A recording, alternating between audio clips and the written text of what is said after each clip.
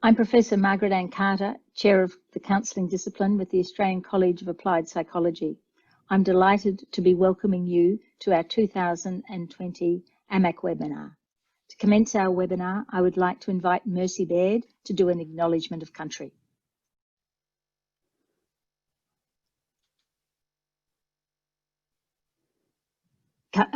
Just unmute, Mercy. Okay, can you hear me now? Yep. Well, hi all, Naram Judah. I'm speaking in the language of the Yurok people of Cairns Coast, of the Irukandji people, the language, and also Jabbergai, the mountainside. Good morning all. On behalf of the Australian Mental Health and Higher Education Conference, we wish to acknowledge the Indigenous peoples across this country of Australia, and even if anyone is overseas, linking in from overseas, the Indigenous people there as well. We also acknowledge their past ancestors, their present elders, and their future generations in our continual existence through the past 65,000 years. I also acknowledge that this is a time of trying, hardship for many of our Indigenous people across the country, and also not only, all Australians and people around the world in this trying time. And it is a time that we can have, it is good that we can have the conference online, actually, being able to talk to people and get our message across. So, yes, welcome all. Thank you. Thank you, Mercy, for that important acknowledgement of country. To set the scene for our webinar, I would like to provide some context to the Australian Mental Health and Higher Education Conference. This is the fourth year that Associate Professor Abraham Francis and I have co-chaired the Australasian Mental Health and Higher Education Conference, also referred to as AMAC. Due to COVID-19, our 2020 conference has been postponed to 2021. Today's webinar is scheduled when the 2020 conference was actually planned. When we postponed the conference, we committed 2 actions to our sponsors, our associates, our speakers, our participants, students, colleagues, and community members. And those 2 actions were to conduct this webinar and to work with the International Journal of Innovation, Creativity and Change to publish a 2020 special edition on supporting mental health and wellbeing cultures in higher education and the broader community. This edition is due for publication in December 2020. It's also the 3rd special edition that we have contributed to as a conference in the last 4 years. AMAC started with corridor conversations at James Cook University in Townsville, with a small group of teaching academics, professional staff, senior staff, students and community members committed to building a more resilient culture within higher education in the local community. We had growing concerns that students and staff's wellbeing in the higher education landscape. So we decided to form a committee to work across the higher education landscape, working closely with community members, the university, tertiary sector, organisations. Over the years, our AMAC committees and subcommittees have both witnessed and been a contributor to the transformation of higher education institutions and the broader community in advocating for mental health and wellbeing cultures in higher education and the need to mitigate and redress the high levels of mental ill health experienced by significant members of staff and students. Since our inception, we have led conferences, colloquiums, community events and professional development sessions. In October 2019, we were thrilled when the Australian College of Applied Psychology joined with James Cook University in hosting and supporting AMAC. It now gives me great pleasure to introduce our first speaker in today's webinar, Dr. Benjamin Veness. Benjamin Veness is a medical doctor undertaking subspeciality training in child and adolescent psychotherapy in Melbourne. Ben has been interested in university students' mental health since he was a Fellow of Senate at the University of Sydney a decade ago, and in 2013 he was awarded a Churchill Fellowship to further his research and advocacy in the field. His work has been instrumental in bringing greater attention and funding to what is now being recognised as a core institutional and sectorial priority. The title of Ben's presentation today is Autonomy, Competence and Relatedness. Welcome, Ben. Thank you very much, Margaret. It's a real delight to be able to still participate in AMHEC, and I'm so glad that you've had this as a webinar this year, even though COVID-19 has stopped our plans to come together in Brisbane for the first time, which I was quite excited about as well. Congratulations on being able to put this together today, and thank you very much for having me. As you said, Margaret, I'm a medical doctor specialising in child and adolescent psychiatry, and in trying to think about what I wanted to talk about today, I couldn't help but recognise, of course, that everyone's lives are quite disrupted at the moment by the pandemic. I'm coming to you from Melbourne, which is obviously the epicentre of a second wave of infection of COVID-19, and so it's really something that's very close to my heart and very much on my mind at the moment. And so what I'd like to do with my time is to talk a little bit about some thoughts that I've had about university student mental health at this present time from my perspective as a psychiatry registrar, working principally at the moment with quite young children and their families. Also try and bring into the room today a youth voice by sharing a video that the ABC have put together, which I think is really quite important because about 60% of university students are under the age of 25, and I am cognizant that none of us on this panel would be in that demographic anymore, and I think it is really important that we bring some type of youth voice to the discussion today, and I thought that might be a good way to do that.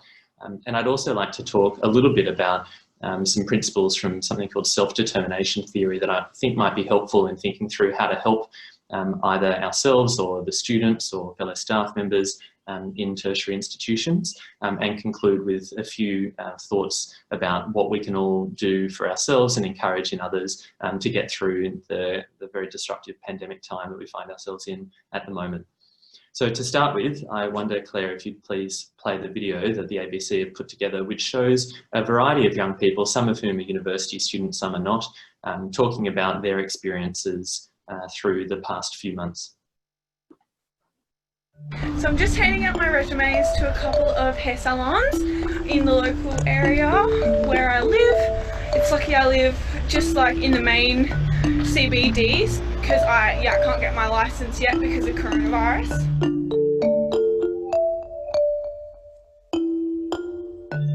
I just got an email today saying that I didn't get the job for one of them, so the rat race to finding a job continues on. Most salons weren't looking for work, so yeah. Myself and so many others just lost our jobs like that. It is really hard in this climate when everyone's looking for something, when you don't have specific qualifications. And now I'm looking back at my parents, that's gonna be really weird. I've been lucky enough to get on JobKeeper, which has been fantastic because I'm actually making more money than I was pre-COVID. My employer took up the JobKeeper scheme and my income has been reduced, unfortunately. I definitely have learnt that I need to become way better with money. I'm not as happy or as confident as I used to be. The anxiety I felt was through the roof. I'd never really felt it before to this extent. I also felt this almost kind of like childlike feeling of wanting everything to go back to the way it was. A roller coaster of emotions. Sometimes just laying around thinking it's just way too much. There are times like this where I get really bored and I've got nothing else to do because I've done basically everything I can. I feel like COVID-19 kind of gave me time to myself, time to work on my reading, gaming, keeping me sane, keeping me intact, not thinking about what's happening out there. Some people aren't excited to go back to school because they're scared that they're going to die or they're going to infect someone old around them. It really impacted my motivation to study. Often when I was trying to attend classes and seminars, the internet would cut out. I've had to study at home and not get my full education at all. I was planning on buying a house at the end of this year, so financially I'll just have to evaluate. I worry that I'll never have the opportunity to earn enough to pay pay for rent or pay for a mortgage or even just pay to live. The thing that worries me the most is a potential occurrence of second wave in Australia. Are we just going to be left in the same position that we were the first wave? Not only our generation would suffer, but also the next generation. I don't think that I'll ever be the same after this. It's kind of one of those life-defining moments. I think about the future in a really negative light now. We can never have complete control over everything, and that's okay.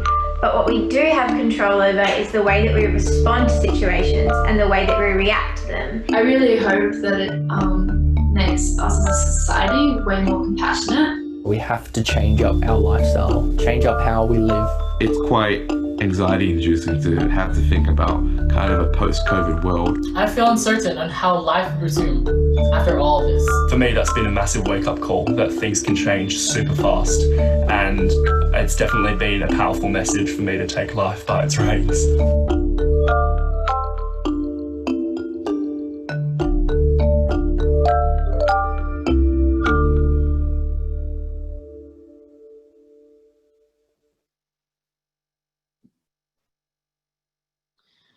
Thank you very much, Claire, for facilitating the playing of that. I wish that we were in a usual sort of environment where I could ask the audience for your reflections and what that brought up for you. But in the absence of that, what I saw was a really wide range of impacts of the coronavirus pandemic on the young people. And I actually personally can I think, empathise with pretty much every single comment that people made, which I think represents the profound ambivalence that people feel in a time of such uncertainty and change as this, and that it's quite normal for people to be feeling a whole plethora of emotions, which can be quite conflicting at different points in the pandemic, and even perhaps different points during the same day and even at the same point in time, which I think was really well articulated by the young people in that video, and are likely to be very similar feelings that people studying at university at the moment, or perhaps in year 12 transitioning to university, or people perhaps who have lost their jobs and are thinking about enrolling in further study now as an alternative option for what to do in a very uncertain time where there's talk of a recession, and there are going to be very significant concerns about how one becomes a more attractive job candidate in a market flooded with applicants for jobs, which again came out in that video. Across Australia, we have about 1.5 million university students, which ordinarily includes international students, many of whom are currently not in the country, as everyone would be well aware. I mentioned before that about 60% of students are under the age of 25, and what's been significant in the shift in demographics in the tertiary education sector over the past couple of decades has been a very significant increase, not just in the number of students, but the proportion of international students, and then the diversity of students who are attending university. The reason I say that is because where I'm working at the moment is in an infant and preschool mental health team. So our team helps very young children and their families with some type of behavioural or emotional issue that might be taking place in the household. And it's important when we are seeing a family to think about the developmental age and stage of the child in that family, and think about them in the setting. So think about who else is in the family, what's going on for them, what are the dynamics in that system. The reason I think that's applicable in university student mental health, and particularly at a time like this, is because that diversity of students within our institutions today means that there's also a very significant diversity of developmental stages that the students are in themselves. So, for example, you might have someone who's finished year 12 and they're starting universities. They might be 17 or 18 years of age. They could be living at home, which is very different, I think, to the young student who otherwise looks much the same, but who's moved out of home and is perhaps either living in a share house or living on campus. That, of course, is quite a different stage of life to someone a few years down the track who might be in their final year of a degree and had plans to enter the workforce in 2021, and now they're faced with a very difficult job seeker environment and trying to think, what do I do? Do I stay on at university and enroll in something else? Do I persist with trying to find a job? I think there's great uncertainty for that group, but in a different way to those who are starting university now and facing online classes, and which is perhaps a very different expectation to that they had when they were enrolling in university, even maybe just 6 months ago. Then, of course, we have mature age students, which are making up something in the order of 40% of our student population today. And that's before you even consider other factors such as whether people are based in a metropolitan area or a regional rural area. And again, that video demonstrated some of the unique challenges of people in regional areas where internet access, for example, may not be as consistent, which can be a huge problem at the best of times, but particularly, you know, now we're seeing just how reliant we are on good internet infrastructure. And Nicole, I think, will talk about some of the findings of her research about the importance of factors like that. Then, of course, there are issues such as whether or not people have carer responsibilities or perhaps disabilities of their own, and that could be both physical or mental health difficulties. When I say thinking about the developmental stage, the reason why I'm emphasising that is because the needs of each of those different groups are going to be potentially quite different. As you again saw in that video, some people are doing relatively well during the pandemic. From a financial perspective, they might have got on this JobKeeper scheme, and for some people that's actually led to more money than they were earning before. Others, such as the young woman that was broadcasting from her bedroom, was talking about an ability to recognise that you can control how you feel in response to something. That's very different to the other young person who was sitting outside and was talking about how hopeless they were feeling for the future.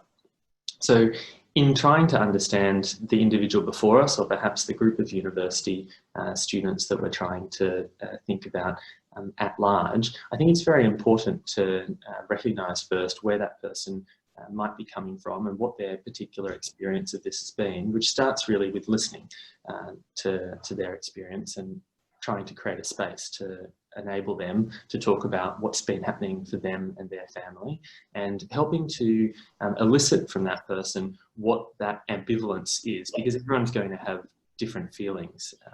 They're not all going to be positive or negative, and enabling a space for someone to talk about that is really important, I think, to then help to try and work on that ambivalence as well, and help to build on the strengths and the factors that are within that person to be resilient and to thrive through a difficult time, and to perhaps then also figure out what are the areas where they might need a bit of additional support. When I talk about self-determination theory and those three factors in the title of my talk being autonomy, competence and relatedness, I think that's relevant here because self-determination theory is you know, one of many theories to understand motivation, but what I like about it is that I think while it's not perhaps complete, these three factors actually explain a lot about what each of us as individuals or someone that we're sort of talking to and trying to assist need in order to thrive in whatever environment they're in. And so I'd like to talk just briefly about each of those. Autonomy as the first of those three factors relates essentially to one's sense of volition or control, an ability to choose what they do, how they spend their time. Look, under normal circumstances, I'd be talking about autonomy in the classroom setting as, for example, enabling a student to have a choice of essay topics rather than just giving them one, so that you build a sense that people are having some investment decision-making capacity and able to express their individuality. At the moment, of course, under the pandemic conditions, everyone's sense of autonomy has been threatened. But again, through things like cognitive behavioural therapy, there are tools that one can learn to recognise what is within one's control and still be able to maintain focus on things that are going to be helpful for us to thrive despite the general adversity we're facing as a community. And I'll talk to that point at the end. The second point is about competence, which is a sense that obviously one is able to do things, but also not just that one is able to do things presently, but that one is able to experience growth. So the point of this is that students particularly need to be tasked with exercises that enable them to stretch beyond perhaps where they feel they are at the moment, but obviously not so far that they feel incompetent and unable and therefore perhaps give up, but not so under-challenged that they feel as though they're not increasing their skill base and they're not experiencing that growth. Again, at the individual level, this is about trying to help understand where a student's strengths and weaknesses in coursework or the research activities that they're undertaking may lie, and helping them to figure out, what are the areas where we can help to build on strength, and maybe what are the adjustments that might be necessary to make, either whether that's their understanding about what they need to do, so helping to reset their own personal expectations, or perhaps changing our expectations and demands on them. The third one is about relatedness, which is again challenging in a pandemic environment. Relatedness is about connection to other people, but also a sense that one belongs, which is where, again, I think Nicole will speak to this in her presentation, but some of the ideas that she's found helpful in her research were about people reaching out proactively to students, particularly those who are not normally attending classes, which is pretty much everyone at the moment, and giving them an opportunity to feel as though they have a real human contact who is still interested in them and is available for them to speak to. Often I think we fear that if we make ourselves too available, we'll be inundated with people wanting a piece of us. But I think the reality is more often that making ourselves available is actually what we call in psychiatry and psychology containing. So it is often psychologically containing for someone to know that there's support out there if they need it, and that's often enough in itself without them needing to then actually go and access that. And so, if you're an educator and you're worried about being inundated with students sort of all accepting a request to speak to you, perhaps start by sort of sending out a sample email to begin with. And I actually think that you won't be inundated, but that you'll probably find out that students are really appreciative of that contact and that increase in connection, a sense of belonging, that they're still being held in mind by the institution. The other challenge, of course, is how do we increase connectedness and relatedness between students in an online learning environment, and it'd be very interesting, perhaps even in the Q&A, to hear a bit about people's experience with trying to create small groups or projects or tasks that enable students to still keep in touch. From my own experience, having been a medical student, one of the things that was very helpful was Facebook groups to enable year cohorts to be able to communicate and share information and feel connected to one another. And I think there are a lot of opportunities for student groups to be formed and still encouraged online. For the final part of my talk this morning, I only have a few minutes left. I just wanted to talk about what we might individually be able to do for ourselves, or be able to suggest and encourage in our student populations and with our peers. Some of these things may sound basic, but even as a doctor who's specialising in psychiatry, I need to remind myself of these from time to time. And I think that's probably because it's very easy to get caught up in other thoughts and issues, and to forget some of the basics.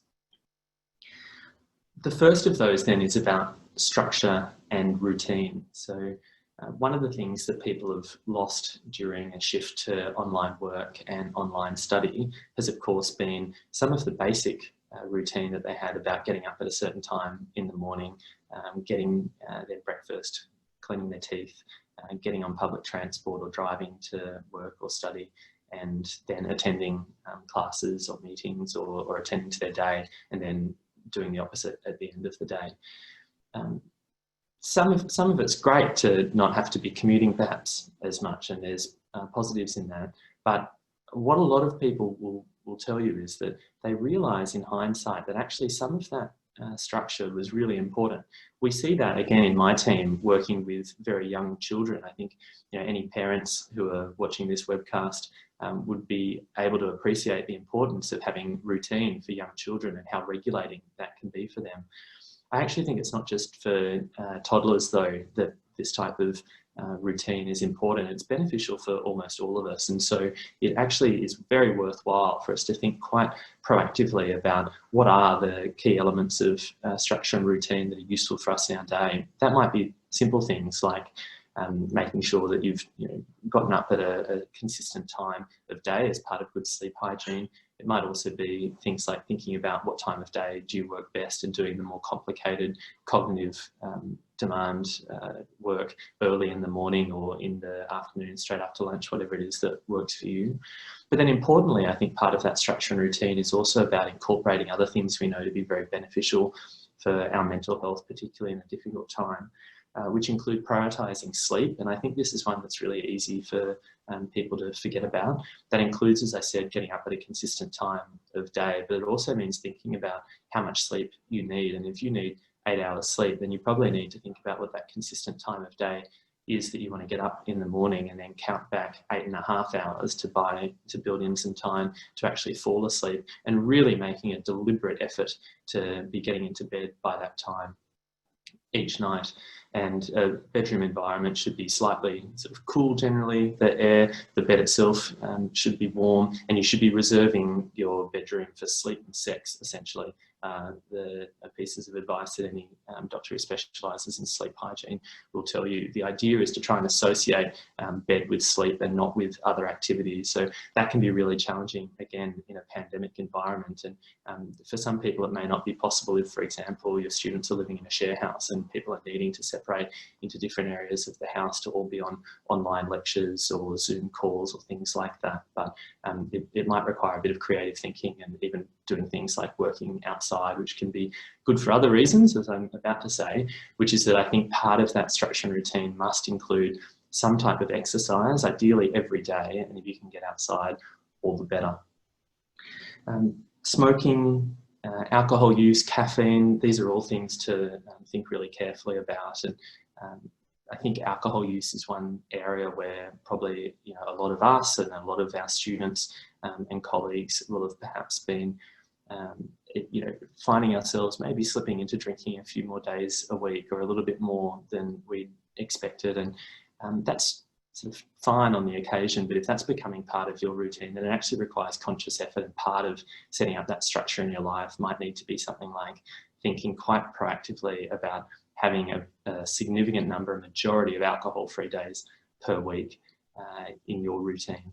Maybe even doing things like, if you've got a digital scale in the kitchen, you can even put your wine glass on it and measure out 125 mils of a glass so that you're not accidentally drinking 2/3 of the bottle that you'd intended to use for a couple of nights. If you are a smoker, then I think now's a great time to see a GP. Probably via telehealth would be sufficient in the first instance, but be guided by your GP and think about nicotine replacement therapy. And with caffeine, again, back to the critical importance of maintaining good sleep hygiene. Make sure that your caffeine intake isn't continuing past sort of 3 p.m. or so in the afternoon, and that you're limiting it to about 300 milligrams a day or less. Diet is really important, and so this is a great chance to eat more healthily and think about even things like whether or not you can introduce a greater proportion of vegetarian meals in your diet. Think about how you can optimize your health through diet as well as exercise. And finally, think about online resources which might be useful for building some of the skills like cognitive behavioural therapy or mindfulness meditation. One that I thought was useful to recommend was This Way Up, which is a collaboration between St Vincent's Hospital and the University of New South Wales. And a large number of their modules have been made freely available for anyone to access during the COVID-19 pandemic.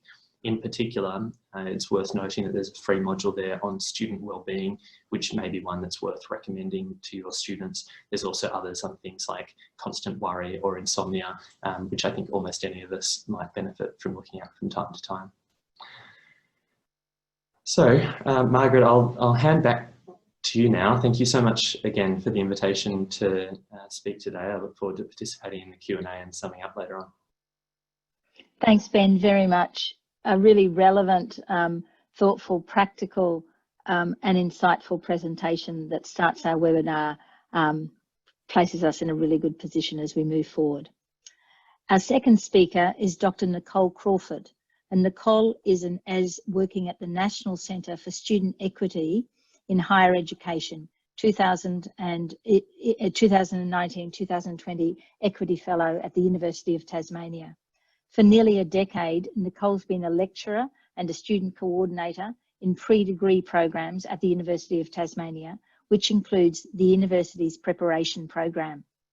The title of Nicole's webinar presentation today is Supporting Students' Mental Wellbeing During the Pandemic. What can we learn from mature age students in regional and remote Australia? Welcome you, Nicole, to the platform. Thank you very much, Margaret, and hello everyone. So in the next 20 minutes, I'm going to briefly introduce you to my Equity Fellowship research and share just a couple of findings, but then spend most of the time on some suggestions for supporting student mental wellbeing in our current COVID-19 context, based on the experiences of mature-aged uni students who live in regional and remote areas in Australia, because that's the target group of the research I've been doing for the last year. And it's really struck me a lot during the last 4 months in this COVID-19 period that the experiences of this cohort of students are really relevant to all of us right now. So whether we're in cities or in other countries, a lot of us are working and studying at home and online. And this mature age students in regional or remote Australia, the majority of them do study online. So many of the challenges that many of us might be experiencing now for the first time are probably pretty standard for people in regional and remote Australia. And I think that we can learn a lot from them. So this audience knows very well that uni student mental wellbeing is increasingly of concern in universities in Australia and internationally. So it's in that climate that I undertook this 1-year National Centre NESHI Equity Fellowship, and you can see my topic there, so to investigate proactive approaches to supporting the mental wellbeing of uni students, and in particular this target group of mature age students from regional and remote Australia.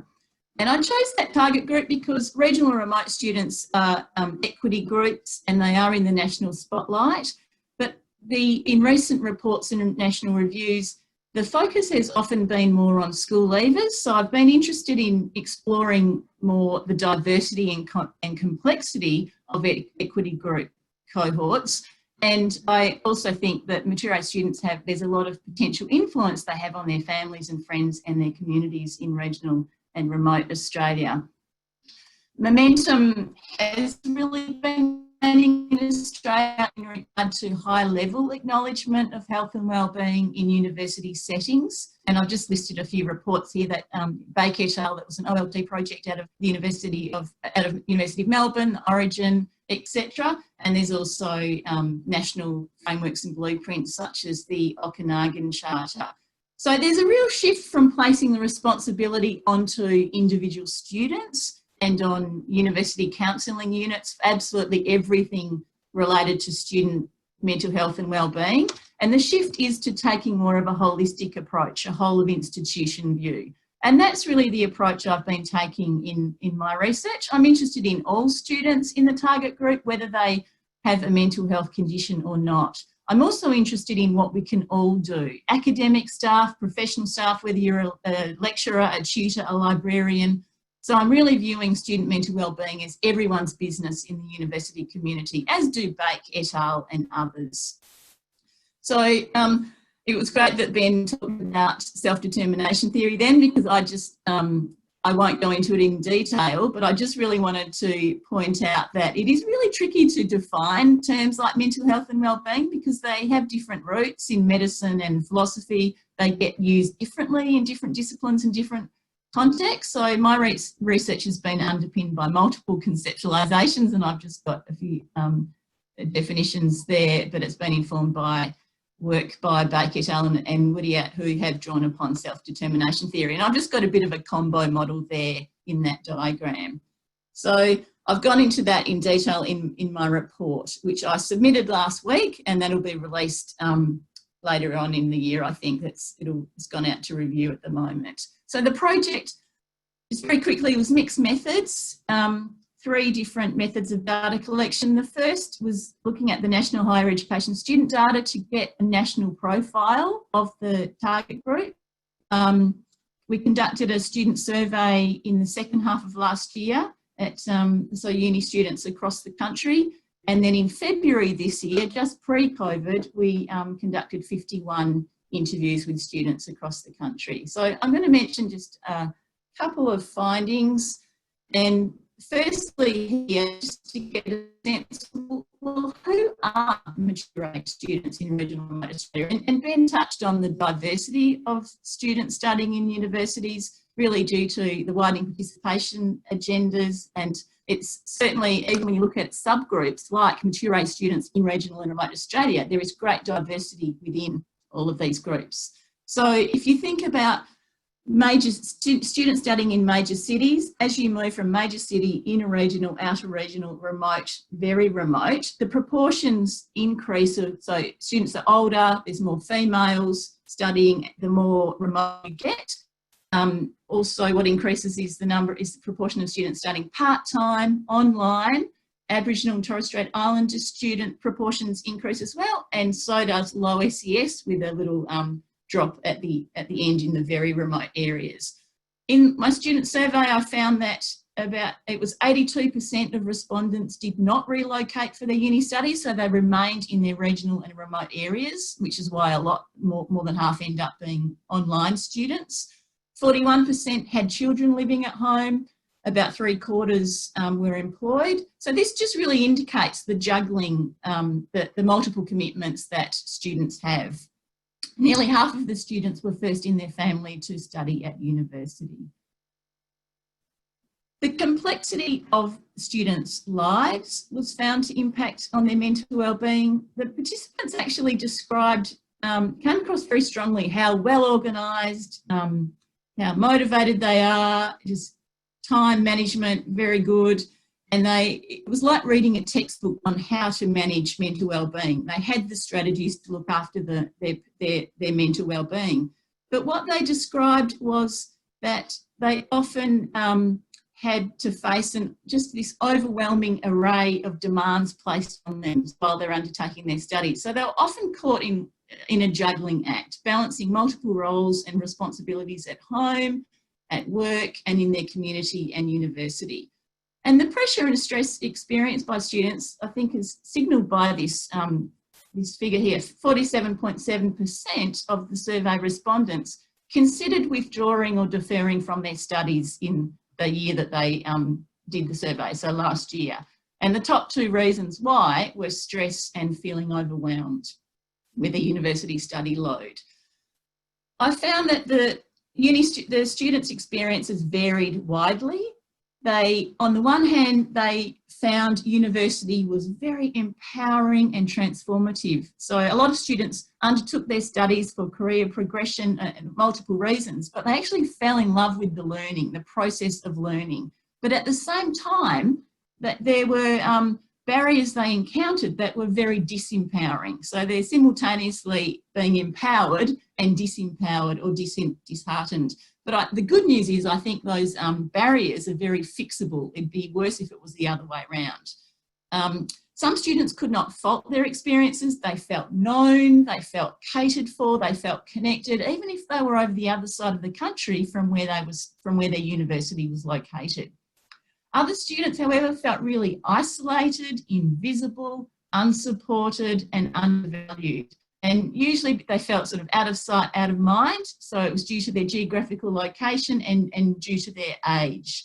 And these students, I'd say, managed their studies despite their university. And for these students, multiple challenges they managed anyway were really exacerbated by some unconscious practices that, say in relation to course design or deadlines, that really privileged the more so-called traditional students and disadvantaged the non-traditional students. So I've just got this little illustration here because I didn't mention another another theory that informed the project was an ecological systems theory. So seeing the student in the middle with all these layers of interacting factors, influences around them, but it was really like they were in this interacting web of factors. One of the open-ended questions actually asked, What can universities do to better support the mental wellbeing of mature age students from and in regional and remote Australia? And we got something like 50 pages of 8-point font of responses to that question. We did a thematic analysis and found that the responses were mostly all about the everyday teaching and learning experiences, the teaching practice, the teaching and learning environment, the content, the course delivery, course assessment. So basically about teaching and learning. And what I've done is to distill the findings down to the most relevant for online students for the purpose of our current COVID-19 situation. And we have these 7 areas here. And what I'm going to do is elaborate on the 7 areas by looking at some student quotes. I'll unpack them a bit and then offer some suggestions. So the first quote here is from a student in a rural area who works night shifts. She has small children and she studies fully online.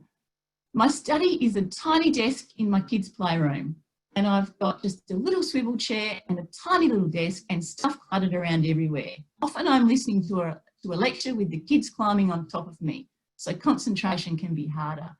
Sometimes I bring my laptop out and listen to lectures while I'm doing the dishes or while I'm cooking dinner. Yeah, it's tricky. This student really wanted to have access to an after hours access to a quiet space away from home, but she didn't have it. And I think right now, like in the last few months, this student's reality, it has been and is the reality for a lot of people studying and working at home. It's a good insight into students' lives. They may be juggling parenting and work with their university studies. And they've probably also been trying to homeschool their kids in the last few months. So the point here is that it's really important to know students' needs and to understand their diverse circumstances. So a suggestion is to take an inclusive approach to course content, course delivery, LMS learning management system tools, and think about who am I actually including if I've chosen this particular content? Who might I be excluding?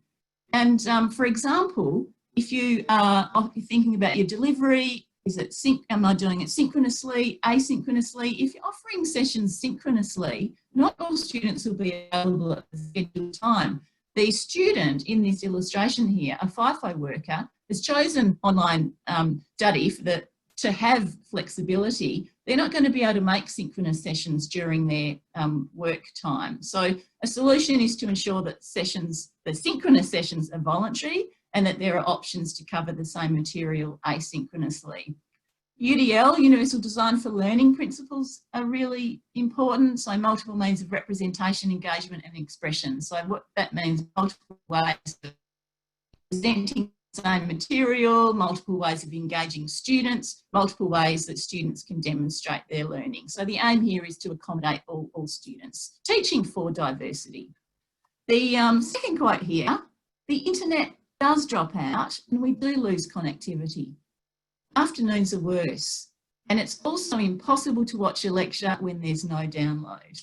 This is a frequent experience for students in regional and remote Australia to have inconsistent, unreliable internet access, and it's increasingly probably the case for students and staff in cities with more people working from home, using video conferencing. We also can't assume that all students can afford high-speed internet. And it's really interesting, the number of workarounds that regional or remote students have. They will drive long distances to get to a local library or to a regional campus to access free Wi-Fi. Right, during lockdown, those alternatives were not an option. So the point here is to be aware of students' practical challenges. And there are a lot of different practical challenges. I'm just focusing here more on the internet. So a response to that is to keep technology simple. I know often there's lots of bells and whistles we can use on LMSs, but keeping things simple is really important, so especially so that students can download. There's great inconsistency between universities, even within courses, where a student might be able to download a lecture in one unit and not in another. And it's to the extent where some students will choose their units by whether they can download their materials or not if they live in an outer regional remote area.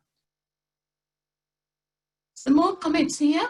the ability to actually talk with other students face to face about an assignment and how they're approaching it and how they've interpreted a question and all that, that's priceless. And just encouragement too.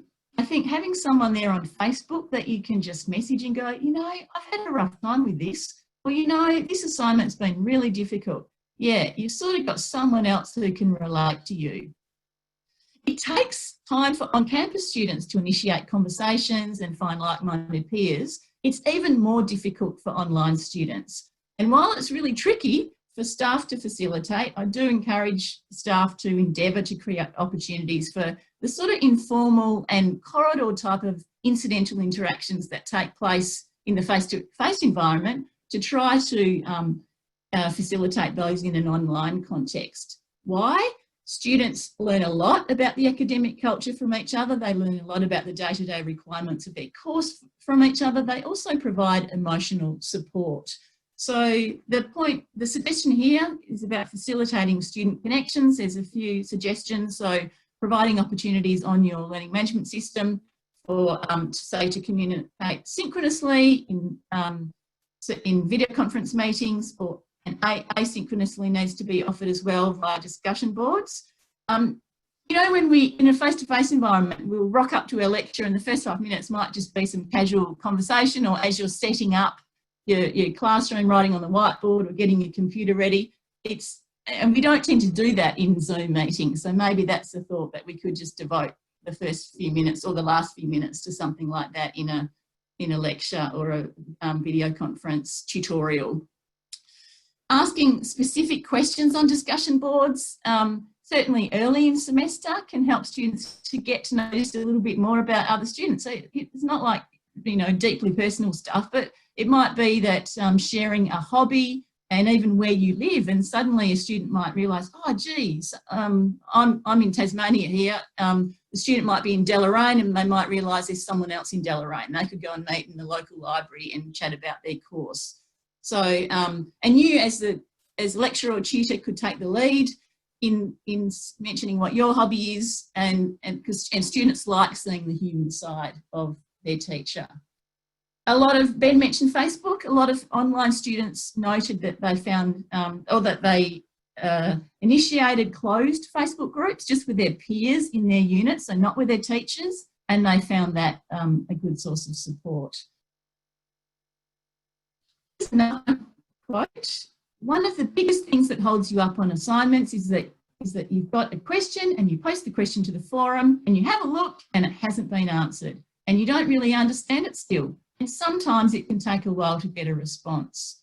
So students studying online really want opportunities to ask questions and receive timely answers. They miss out on hearing all the questions and answers that occur, you know, just when you're setting up in the face-to-face class or finishing up, where the student just might come up to you in break time, ask a quick question about their assignment. What do you think about my argument? They get an answer within seconds, whereas the online students tend to have this waiting going on. And that just, you know, it's stressful enough as it is if you don't understand how to do your assessment task. It's even more so if the student isn't getting advice easily or in a timely fashion. So the suggestion here is to provide opportunities for questions and answers, so perhaps synchronously in a Zoom meeting, especially around like as assessment due dates are approaching. Depending on the group, possibly you could record that session so that students who can't make it can access the recording. I think a lot of people during the last few months, a lot of lecturers have shifted their student consultation times to an online meeting. Whatever forums you're using, it's important to maintain them. I think often discussion boards start off really strong, but then peter out. But just because students aren't posting doesn't mean they're not reading and benefiting from a lecturer's or tutor's posts. And I think something to sort of help with this waiting thing, where students might be checking the discussion board every hour, has the teacher answered yet, has the teacher answered yet, is to provide really clear expectations about response time. So if a student knows, right, my tutor's going to check the board Mondays, Wednesdays, Fridays at 2 o'clock, then they won't be checking at all these other random times. Here's a suggestion from a student. have someone that can check in with the student from time to time. A simple call to see how they are progressing or if they need any help. Speaking from experience, I won't ask for help. I will tackle everything on my own, which normally means stress. Some people are too embarrassed to ask for help. So studying fully online can be an isolating experience. Some students are proactive in asking questions, but a lot are not. So having lecturers or tutors check in with students contributes to students feeling they are visible, feeling they are connected, valued, and that they belong to their course or their university. So the suggestion here is about checking in with students and being approachable and proactive. And there's different ways you might do this. So say semi-regularly via email. Something I've tried over the years is with online students in my unit is to sit down with a list of phone numbers and phone them around, say, in a couple of weeks before the assessment task is due. I found that to be very rewarding. Oh, the sound's gone all weird for me. Is that okay? I'll keep going. The alternative to that is if you have hundreds of students, it's not possible to phone everyone, but a short 2-minute video, perhaps a couple of times a semester, or when around the time that assessments are due, if you realise students have common questions, you can say just cover those in a short video, and that way they also get to see you. I hope this sounds okay. It just went really weird here. So, excuse me, Nicole, we just got about a minute and a half, 2 minutes to finish up. Okay, sure. So the next one is a couple of quotes about support services. So really about students often don't realise that they're available. They might have heard about them in orientation, but it might have been a long time ago. So I'll just quickly cover over that one. So please do promote the services and say send some timely reminders in different ways during the semester.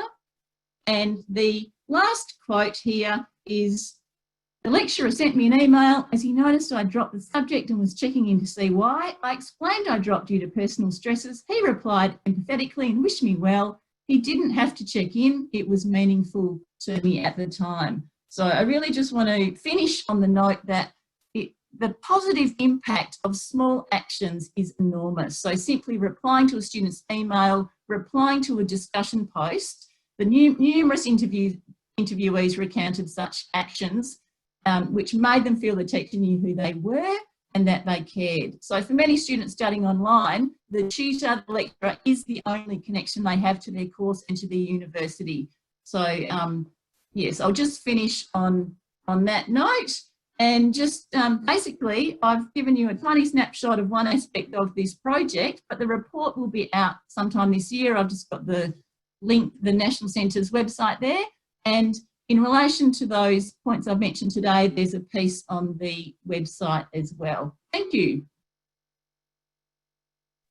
Thank you, Nicole. It's very rare for us to have such current research being submitted only a week ago. So it's absolutely wonderful. And I think in terms of resonates so much with our webinar audience today.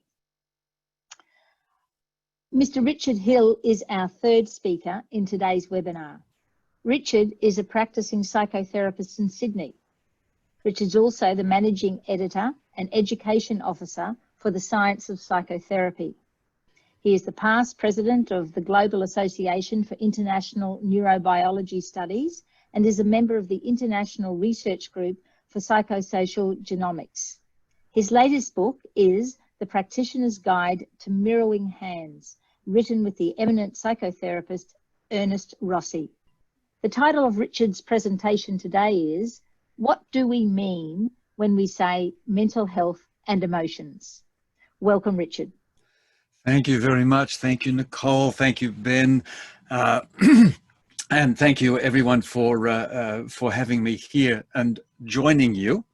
There's a number of interesting things that I'm watching the chats coming in.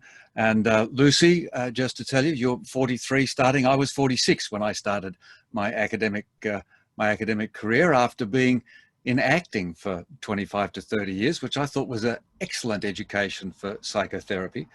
But also, Ben, in relation to that video you put on, this degree of us understanding, the speaker's understanding, is a really important thing. So just quickly, a story of a 32-year-old, secretly me, who invested in a film project because I thought this is the way to finally get into film. Sadly, it ended up being run by a producer who was actually fraudulent. It was a police issue after it, but that didn't matter. I lost my house and all my money, and so it's got my job. Various things, but so many interesting things come out of adversity.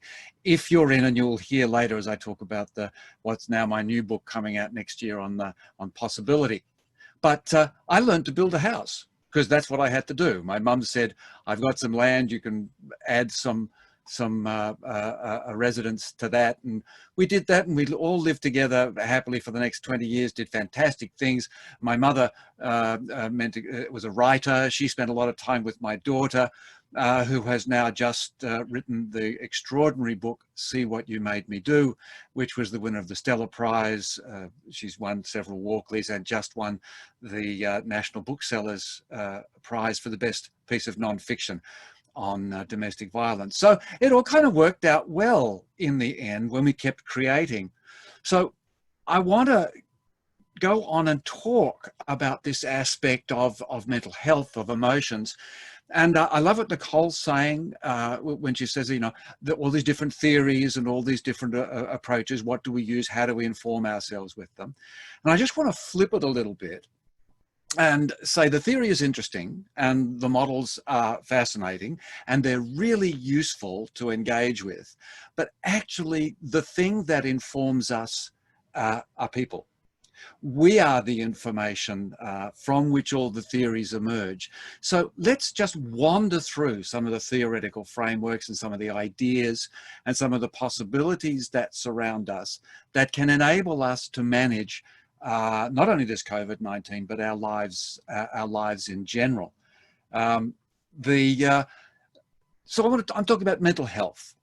It was lovely, Victoria put in a comment earlier, mental health, I think a little bit naive, the person in the ABC report saying we have a lot of choice.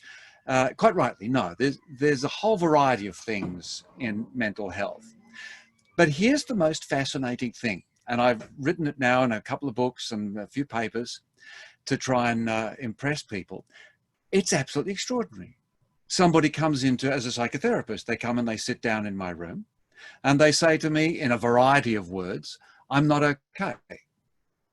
And then we do some things, and a variety of things come out of it. And then at some stage they say, "I'm okay now." And they stop therapy and they go on with their lives.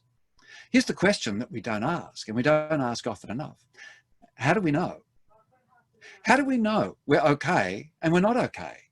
There is something about us intrinsically as a human being that enables us to know when we're okay and when we're not. So that when we're not okay, we try and shift things so that we are okay. And when we are okay, we stay there and enjoy it. Now, this is really important. So let's forget all the theories other than using them as fabulous bits of supportive information to expand our understanding, and just say that mental health is a state where you feel okay and you know you're okay. Now, there's a lot more to that, I know, because we've only got 20 minutes here. So we're just entertaining these ideas as a broad and in their best sense. So, yeah, mental health. It involves stress. Actually, it involves distress. We'll talk about that in a second. It involves our experiential history. And it involves our genome and our epigenome. To look at our stress is the way which we respond to demands, our experiential history, the nature of the events of our lives, particularly if they've been traumatic or we have attachment issues, and the epigenome and genome, which create dispositions that produce polymorphisms, as we use in the genetic term, as the thing that we see on the surface. So jumping on here, I have little cards. They're very good. I'm bumping them up into a spot in front. It's almost like a PowerPoint, but you don't get to see it. That's because I wasn't quite sure what I was going to say. But stress, Csikszentmihalyi, let's look at that, how that helps us understand. And he is famous for flow, which all the footballers and the people who want to conquer the business world want. But really what he was talking about was the relationship between skill and between challenge. And he found that he could create a graph. And when the skill and the challenge were at a particular sweet spot, there was flow. Now, it's much more complex. I want you going off and looking this up, because flow is not actually terrific for things that are new. Flow is for things that are well rehearsed and well practiced. But skill and challenge is equal. You start increasing the challenge, and the graph moves around to arousal and challenge, which is actually where things are exciting. Flow's cool and groovy, but challenge is where it's exciting. Then it moves on, and then it becomes anxious and becomes disturbing, and then it becomes distressing and worrying. Now, on the other way around, you go from flow to where your skill is in advance of the challenge. Then you start to find yourself in control. And a lot of people like to do this. They don't like to be challenged because they want to be in control. Lots of cultural reasons for that. Then we move around, it kind of gets a bit relaxed. Then it gets just a tad boring. And then, my God, it's just apathy. And if your skill levels, your capacities as a human being are not challenged at all, then apathy. Here is a lot of the issue of the nature of what stress is. Because stress is really about demand, response to demand, terribly normal. And we should do this, and we do this successfully every time. It's actually distress, which is not being able to manage the demand, partly because the demand is unrelenting, it's externally imposed, and also because we don't have the skills, of course, to manage it. So there's a quick look into stress. Then we have a quick look and invite you to engage with the sense of history. Now, your traumatic events of life. So those events that weren't managed. Now, those events that were managed, that we can look back and say that was a very difficult event and has a sense of trauma to it. Well, they're managed, and actually they become the lessons of life. And they're those things upon which you grow. Unmanaged trauma, well, that becomes issues that stay. Bessel van der Kolk, trauma staying in the body. A lot of the somatic therapies, trauma as in shifting the nature of the way in which the amygdala is functioning and the basal ganglia, all these neuroscience aspects. And of course, attachment is the other really important issue to understand, because if you have insecure attachments, and Daniel Brown does wonderful talk about this. It's the insecure attachments we need to resolve first before we start working on trauma. So when you're talking about mental health, these historic elements, which may not even be in your conscious awareness, are these implicit elements, are in there affecting the nature of the way you respond to the world. Positive experiences, of course, build you. Negative can pull you down. And then we have an external world which tends to control our abilities to believe in ourselves. I call it the winner-loser world. Instead of being challenged on the inside to succeed in this strange environment that we live in, which we've been doing for hundreds of thousands of years, we actually have a world that says you are a winner or a loser, depending on whether you're doing what I think is a good idea. And so this is terribly destructive. And unfortunately, education can fall into that framework of being external evaluation rather than internal gain. Lastly, in this little frame of things, and I'm keeping an eye on time because it's just wandering away rapidly, disposition. Now, I'm actually writing a new book. I'm writing about epigenetics and genetics at the moment. And you can have particular polymorphisms in your system. Your genome can hold this. You can have inherited issues from previous generations through your epigenetics, but you can have epigenetic changes occurring to you in relation to the traumas and the distresses that you have in life. That set up a disposition that will then respond at a time when that disposition disaffects your capacity to manage, as different from, we also have dispositions that improve our capacity to manage. But there's a very important one, look it up, the MTHFR polymorphism that causes a variation in our methyl group availability. And methyl groups are how we do epigenetics. It's how we turn genes on and off. It's how we regulate our serotonin and dopamine in the synaptic cleft. And this polymorphism, if it is in a weaker sense or a diminished sense, you don't know about that until you get the thing that is happening. And so you might be gone through your studies and everything's gone fine. Then suddenly you get COVID-19 and suddenly we get this.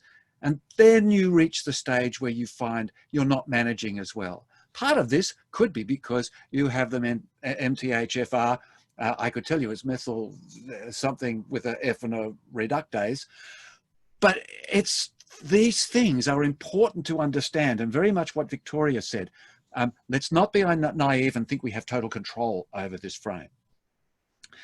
Now, I want to just quickly introduce an idea that in itself is a 2-hour lecture. But it's beautiful work by Joseph Ledoux and his colleague Richard Brown, talking about the nature of emotions. So now we've just sort of moved from mental health and those 3 elements to this sense of emotions. And the key element of what he's talking about here is that it's not just a mental process, particularly not just a subcortical. It's not just your amygdala fires up and you're afraid or you have heightened emotional response. In fact, the subcortical areas can fire up and you have no conscious awareness of emotional distress. Equally, you can have emotional distress and absolutely no firing up of the subcortical regions like the amygdala until the system starts rolling around and then everything informs itself. And we call that a higher order representation. So you can have a straight somatic response. So these are automatic responses, instincts, and various styles where you pull your hand off the hot plate because of reflexive behaviors. You have a second level of this, which is a non-conscious response to things coming from the bottom up into the subcortical area and interacting with your implicit awarenesses and your sense of memory and retention, producing behaviors and reactions. But it's not until it comes up into the third level, the higher order, where we actually make a representation of that lower representation, and suddenly we engage that with our reflective and memory systems, and suddenly we put it in relation to ourself, which is what memory and reflection is all about, that internal reflections. Then it's an emotion. Before then it's not. So emotions can only present themselves in the context of the self. Otherwise, they're simply behaviors and reactions. So when a therapist is working with somebody, there are a number of layers upon which they're looking. We're getting implicit behaviors, we're getting non-conscious behaviors, and then we're getting the emotional opinion about whether the process of how the process feels to the self. Because a lot of you have seen my jumper that I'm wearing, the pullover. Some of you have felt a bit warm, it's given you responses, but some of you have gone, oh, I like that jumper. And others have gone, oh, I don't like that jumper. Some of us have gone, oh, I've never even thought about the jumper. All those are emotional relationships that are coming up from our higher order representations. So when we change the higher order thoughts, we can actually alter our emotional state. When we shift our sense of, when we reframe our awareness of memories and things, that is one of the ways that we can simply give a positive affirmation and someone can literally change their emotions. And through feedback systems, we can actually change further down through the subcortical and then down into the body. All a bit more complex than just that, but that's the framework. Please go off and study that. So the key to mental health is responsiveness. And responsiveness rather than reactiveness. And responsiveness is the time you pause after reaction to say, well, that was an interesting reaction. What's that all about? Where am I going with that? And this is what I'm calling the possibility approach. Because when I think about life, and I've thought about it ridiculously extensively for a long time, particularly when people come along and take all my money, which has happened twice. Yay. I know distress. If we think about it, I am now putting up this suggestion, and I'll work on it a bit more, but life experience really consists of time, events, and possibility. So those things we know, those things that we're yet to know. And it's this exploration and investigation of possibility that enables us to continue. What we should have is behind us the road of experience, the road of life, which we can look back on. And it's kind of two-dimensional, time and events. But we are standing in the three-dimensional space of possibility that is populated by our events, populated by what is going on, but it is not confined to that. And what we do is we squish down our possibility space directly in front of us to hit expectations, to hit demands, to hit the realities of the outside world. And we forget that all those things are springboards and not these somewhat disturbing constraints and restrictions. And time is the element at the moment. So I want to leave you with a strategy of the curiosity, of what I call the possibility approach. And it's doing three things. One is igniting your curious mind. And that can be done as simply as going, well, that's interesting. Oh, now, there's something there. Something that is playful and exciting. The second one, now really, what's this really all about? Because whatever it is on the surface, there's more to it. And the third one is, what do I create out of this? What do I make? That's interesting. That's interesting. That's the first thing. You've got to get the brain out of the, oh my God, this is terrible. That's interesting. What's this COVID thing all about? What's this not being able to get a job? I'm a COVID generation. What's that all about? Okay, what do I create? Well, me, that was interesting. I lost my money. What's that all about? I'm an idiot. I gave money to people I shouldn't have given it to. What do I create out of this? Wow. A new home with my mother and with my family that ends up assisting my daughter to write an extraordinary book. So let me conclude with this little statement. Having thrown a number of things at you that I hope those that interest you, you've taken a note and you go and re-explore. So, do we explore and discover what is not yet known for the sake of our personal growth? Or do we react to the demands to add knowledge just for the sake of the knowledge? The knowledge doesn't need us to know stuff. The school doesn't need us to know stuff. The exam doesn't need us to know stuff. We need to know stuff. And it's exactly what Victoria was saying and Ben was saying, because of the exciting adventure of discovering what we don't yet know about ourselves through the knowledge. And that is the end of my presentation for now. Thank you, Richard, for the enlightening presentation and taking us through that journey of that three-dimensional space. And so when you've been speaking, when Ben's been speaking, and Nicole, we've got a number of curious questions and comments on the chat room, and we'll have an opportunity after our fourth speaker to have a discussion and burrow a little bit deeper. So thank you very much, Richard. Our fourth speaker is Jeremy Audas. Jeremy is a social and community service practitioner with over 25 years experience in creating, managing and leading government and non-government service provisions in North Queensland. Jeremy's presentation is entitled Mental Health, Higher Education and Community Wellbeing. Welcome, Jeremy. Thank you, Margaret, and thanks also to Ben, Nicole and Richard.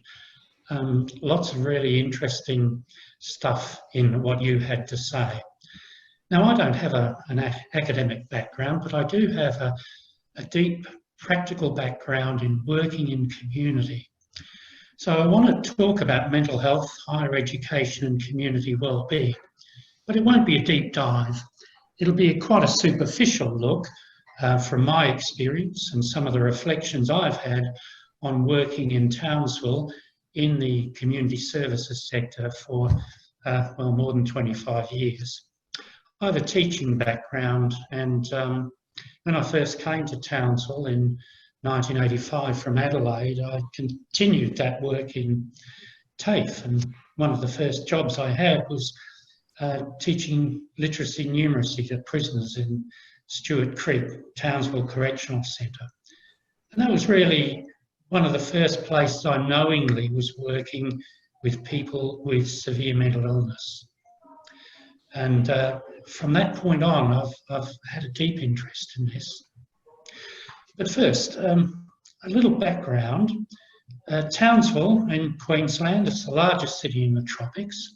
It's a very interesting place. It's got a population of around 180,000, just over 8% Indigenous population. It's also a migration settlement site. It's got a large number of government and community and major business offices servicing North and far North Queensland. It's got a slightly younger population than the Australian and Queensland averages. And it has a really good broad education base. It's over 60 schools, 2 universities and a number of vocational education centres. It also happens to be Australia's largest Defence Force establishment, Laverack Barracks. As a result of that, there's about 20,000 Defence veterans living in the Townsville community with their families. It's got a strong community ethic.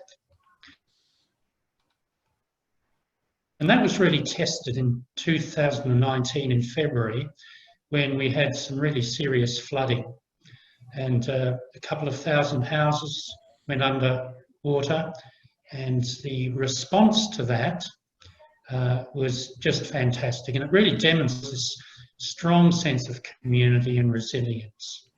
And everyone came together around that time.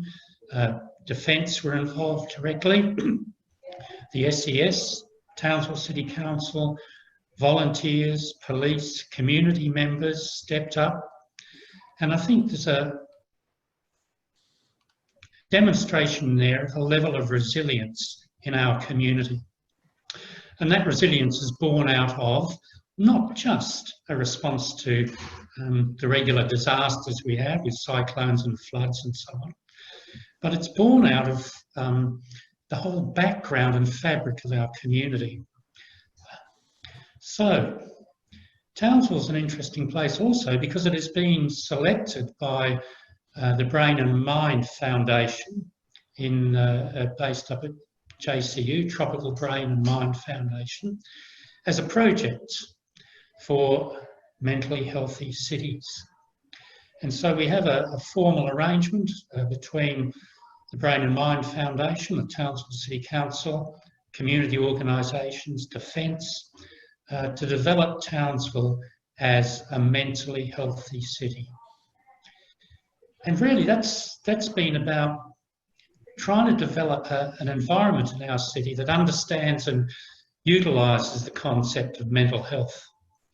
And that continuum of mental health from well-being through to mental illness along that continuum.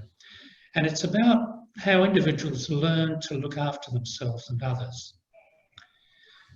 This project is also about understanding and supporting access to mental health services. It's about building capacity to assist individuals in achieving their best mental health, as well as a greater ability to support and guide people when that's required. And the project aims to establish a community culture where mental health is destigmatised and supported in a positive community environment. And when I think about that project, Mentally Healthy Cities Townsville, I think the idea of that project is something that other institutions and organisations can adopt, and it can also be adopted on a personal level as well. So just a little bit about what I've done, because that will kind of colour what I'm going to say. As I mentioned, my first job in Townsville was working in the prison, teaching. But I have done direct support work, learning support work in TAFE. I moved into government service delivery, managing funding, for example, for human and community services of $70 million across North Queensland, looking at the quality of service delivery, how organisations were undertaking service development to meet local needs. And I moved on after about 20 years in the state government in Townsville onto a role as the CEO of a medium mental health enterprise, the Mental Illness Fellowship of North Queensland.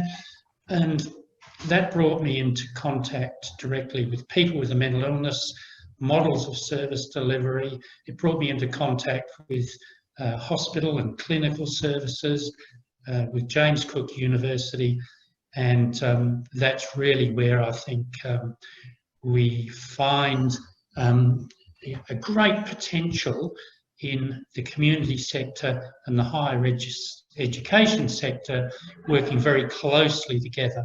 And it does in lots of fields, but I'm specifically thinking here about the field of mental health.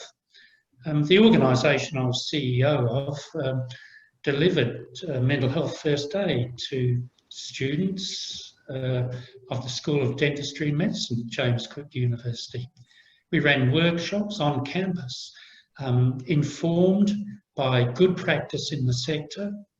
The latest models of practice were implemented, and we were really delivering some cutting-edge work at that time. Look, since then, there's been this explosion across Australia, and in fact across the world, in interest in mental health. Stigma is reducing, and we find the whole environment is changing quite quickly. There are, however, some issues that haven't changed, haven't shifted, and they're issues to do with resources for mental health service delivery. So it's an interesting environment to be in. The relationship between higher education, service delivery and community services, and of course the fact that our community services, and it's using that term quite broadly, and there's probably, I think the latest data from the ABS is about 600,000 workers in Australia in the social, human and community services areas. It's a huge workforce. And so there's a great deal of reliance on universities training, educating practitioners who will work in our community services around the country. And the main gist of what I'm thinking here is that if we have community service workers, and they're often social workers, various therapists, psychologists, and so on, nurses, for example, if all of that cohort have had a really positive experience of mental health while they've been studying in universities, that's going to benefit not only them when they move into the workforce in the local community, but it's going to benefit the university as well. So it's a fascinating area, and all of the work that we have been doing in the community sectors, in mental health in particular, has been focused on a principled approach.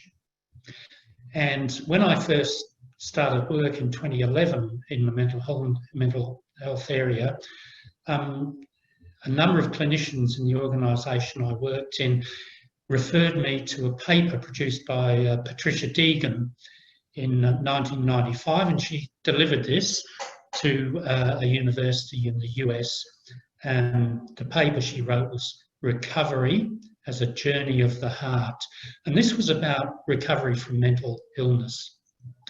And she said our job as graduates, because she was talking to graduates, is to create environments in which opportunities for recovery and empowerment exist. Our job as graduates is to establish strong, supportive relationships with those we work with. And perhaps most of all, our greatest challenge is to find a way to refuse to be dehumanised in the age of managed profit, and to be bold and brave and daring enough to remain human-hearted while working in human services. That's really stuck with me. And it's, I kind of summarised that in my approach to work in this sector, and that is that therapeutic triad of warmth, empathy, and trust. And having that approach of warmth, empathy, and trust will always bring out positive results eventually. So we've seen over the years a tremendous growth in professionalism in service delivery in the community and human services sector. When you think about it, it was only 25 or 30 years ago that when governments were funding human and community services, they were providing quite generous, untied grants to churches and charities to go out and do good works in the community. Now, since then, as more and more measures of accountability have come in over taxpayers' funding, there have been tighter and tighter controls over how the funding is used, how it's reported on, and how it actually demonstrates benefit to local community. So it's becoming an increasingly professionalised sector. And that's important, and it's very good. There are some risks around this because while a lot of occupational therapists, counsellors, psychologists, and people with Cert 4 in mental health work in our sector, we also have a large number of unqualified yet experienced people who are also working in our sector. And some of that's been driven by the National Disability Insurance Scheme and the pricing around that. So there are some risks in where we're going in this space as well. Two of the key things that are driving change at the moment are lived experience and peer workforce development. And we will, in coming years, hear a lot more about those. Let's talk then about how mental health can be improved from an organisational perspective. And there's some fantastic work going on around the country in terms of this. The National Mental Health Commission, for example, initiated a program called Mentally Healthy Workplace Alliance. And that alliance is made up of 15 national organisations from business union, community and government and health to lead change to promote and create mentally healthy workplaces. And this is where I see that we can learn from these organisations, from the community sector, particularly with a focus on higher education. So what we need to do in higher education to support good mental health for students and staff is to create an evidence-based framework for mental health strategies in the workplace, to help people at work and those connected to them, in this case students, find suitable initiatives and resources, and showcase successful approaches to mentally healthy workplaces. I was reflecting just before this webinar that secondary education is doing a pretty good job in this country in the mental health space. So they do have specific training for their staff around mental health on behalf of their students. They do have student interventions, almost like a stepped care model. We've got school counsellors, school nurses, mental health nurses. This is the sort of structure that can really help both staff and students of secondary schools. And I can't see any reason why higher education can't engage in these sort of practices to build their capacity and create safer workplaces as well. The thing about this, though, is we can't just bolt on a strategy, a model or a technique onto existing structures and governance models. Good mental health strategies have to be built in to the fabric of the organisation. Policies and practices need to be embedded at the organisational level. We need to build on the strengths, not only the strengths of the higher education sector, because we know it's got lots of those, but also building on strengths that we've observed in the community sector, where good work is happening. And a lot of it is not being reported because there's no funding for decent evaluations and no funding for additional research in those areas. So the other big player in this is Beyond Blue. Beyond Blue have also done a lot of good work in the workplace space, and their approach has been about improving an understanding of mental health, looking at mental health from a risk management point of view, because risk management is a really important part of good governance, and having a no tolerance attitude towards bullying and inappropriate behaviour. This happens in every workplace. It happens in higher education, it happens in community organisations, but we've got to address that. We also need to, as Beyond Blue would say, combat stigma and promote positive mental health and wellbeing. It's also about supporting employees who are living with a mental health condition. And for higher education, how are staff of higher education institutions supporting their students around mental health? This has to be an intentional and focused approach. And the last point on that is that we shouldn't be afraid of talking about suicide. And I think suicide, just reflecting on Ben, we know that youth is a high risk area around suicide. We know the stressors around suicide. So I think we need to have a strong focus on suicide prevention activity as well, while acknowledging that poor mental health isn't necessarily an indicator of suicidal intention, that many suicides occur with people who don't have a mental illness. So look, in summary, higher education doesn't exist in a vacuum, nor should it be seen as a place that purely serves the economy by producing graduates. And we've seen a recent decision by the federal government about increasing access to science engineering graduates at the expense of arts and humanities, for example. This is not what universities are about.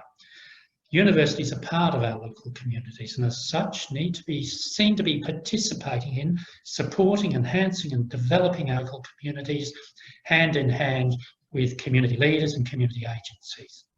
Our communities need universities because that's where we get many of our workers. And the community service sector rely on high quality job applicants who already understand issues around mental health and how good mental health contributes to community well-being.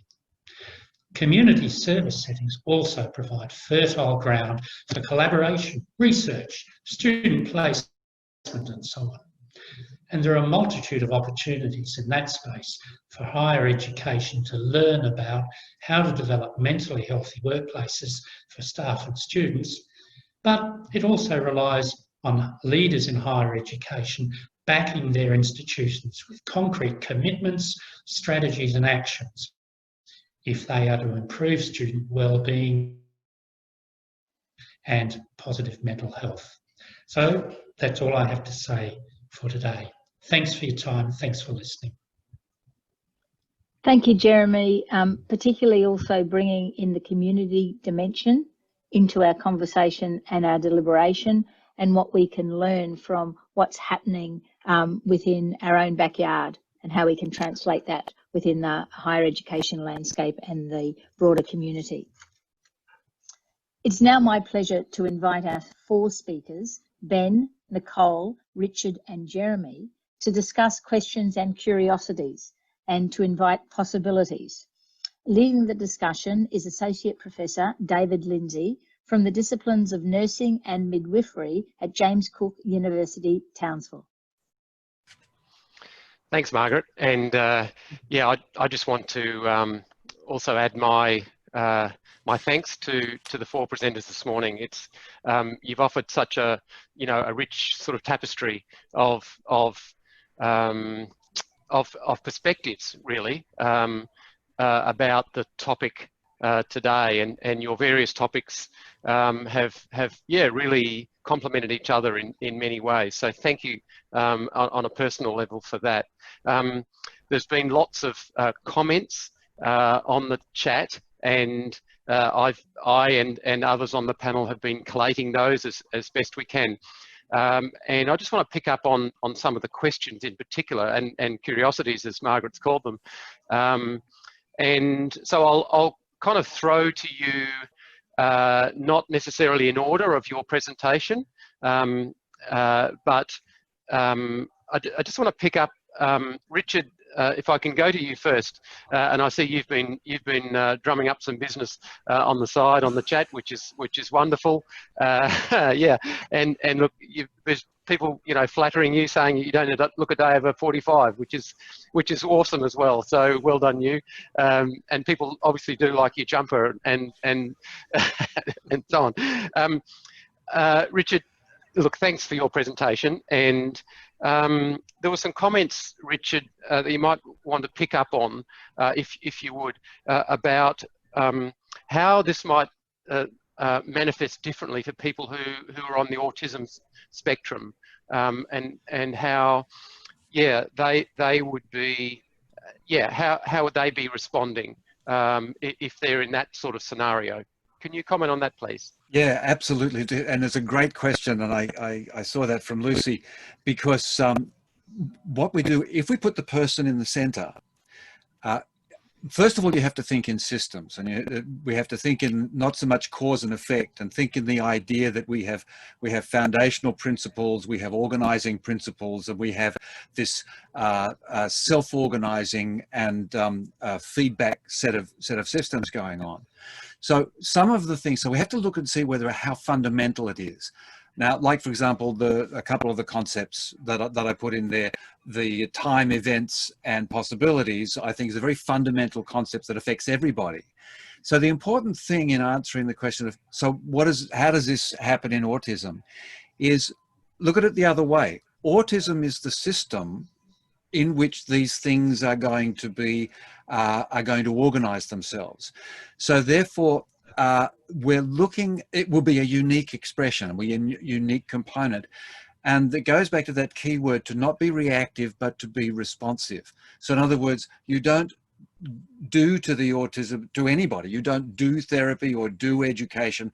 What you do is you provide and engage, and I'm a great one for the co-created experience. And then you respond to the thing that comes back. So let's say, for example, I was working with an autistic person, and I said something about winning or losing, or I said something about whatever, or that came up. I would put forward something and see what came back to me, because for everyone it will be different. And Milton Erickson, Ernie Rossi, my mentor, he was his mentor, would say that every experience and therapy and anything is a field experiment, and everyone is different, and probably the best one you have is the one that you never repeat. So that's my key. Make the autistic person's autism a responsive and key element in the process. Great, thanks, Richard. And people were, you probably picked up as well, that people were quite keen on not only seeing, I guess, to other presenters, copies of people's slides, and I know that people have been responding to those, and that's great. But Richard, some of the references that you mentioned, or some of the authors as well, and I think people are keen perhaps for a copy of those, and we can talk about that. But also, somebody wanted to know what your daughter's book is. That's a lot of interest in that, as well as your new one, of course.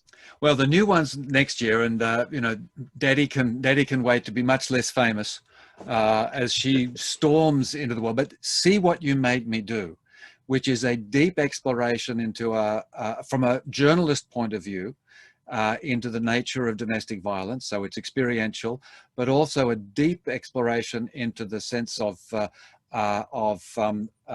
coercive control, shame, and those two particularly, as what we're going on. So, I mean, if anybody wants to understand coercive control, the manipulation of a person's sense of reality and responsibility, we're actually seeing it played out on the world stage in a couple of places, but particularly in America at the moment. It's quite extraordinary that we are actually seeing domestic violence being played out as population violence. It's a curious thing. So that's her book.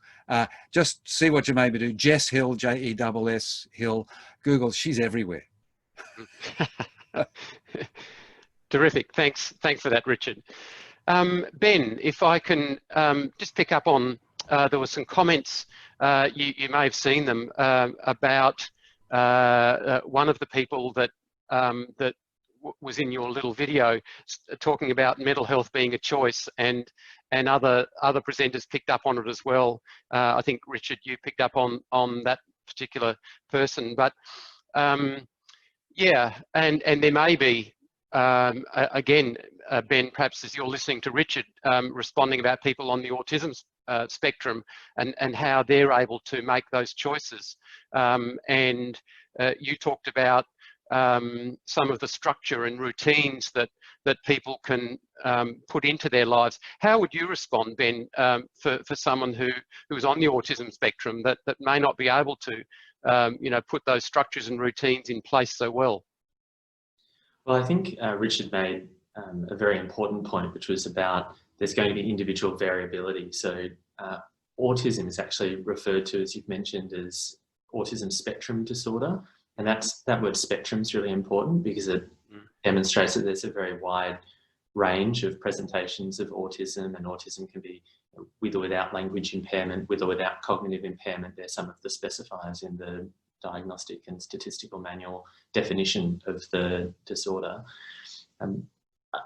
I emphasize that because I think, there's no such thing as an autistic person. There are autistic sort of people, and they're each going to have different strengths and challenges. Actually, for a lot of people with autism, though, structure and routine is really beneficial and can in fact be highly preferenced. So they may actually find that easier to implement, or more helpful perhaps even than a so-called neurotypical person might. I think the social emotional reciprocity, the language disorder aspects of autism spectrum disorder need to be considered quite carefully, because it may be harder for someone with autism to express an emotional state and explain how they're feeling, communicate that to others, pick up on others' cues. So, people with autism don't walk around with an A on their forehead. So I guess the first challenge is to, identify whether or not someone might be on the autism spectrum disorder. But if they've self-identified, then I think understanding a little bit about how ASD might present can be very helpful then in relating helpfully. But ultimately it comes down to, I think, seeing people as individuals and approaching them with kindness.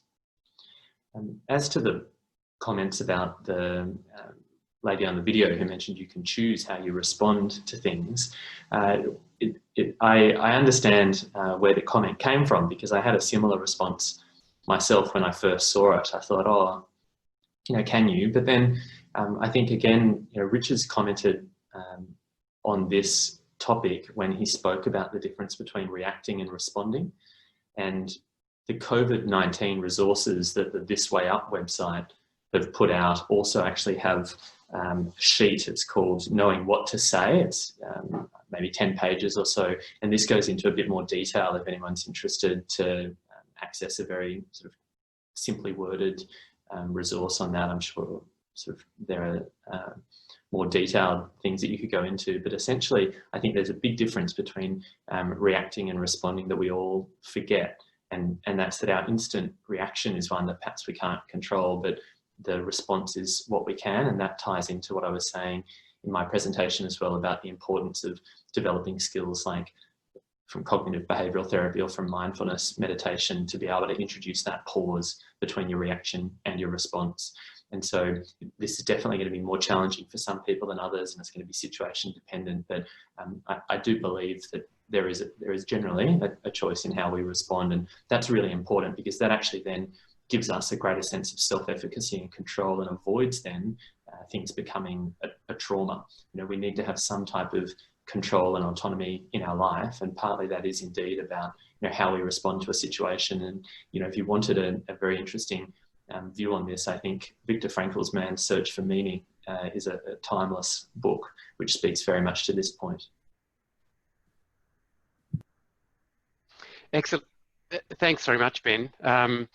And I think those of us that are working as academics in higher education, one of the things that struck me when I'm engaging with, and in my context it's nursing midwifery students, is our first notification that a student might be struggling is when we get an email from accessibility to say, student X has got a problem with Y and will need assistance with Z, and so that process that goes on behind there of them sort of disclosing, self-disclosing what the issues are, and then which gets to a point where they feel they need to reach out and formally touch base with the systems within the university. There's a whole process going on here that eventually comes to me, either as the course coordinator or the subject coordinator, and then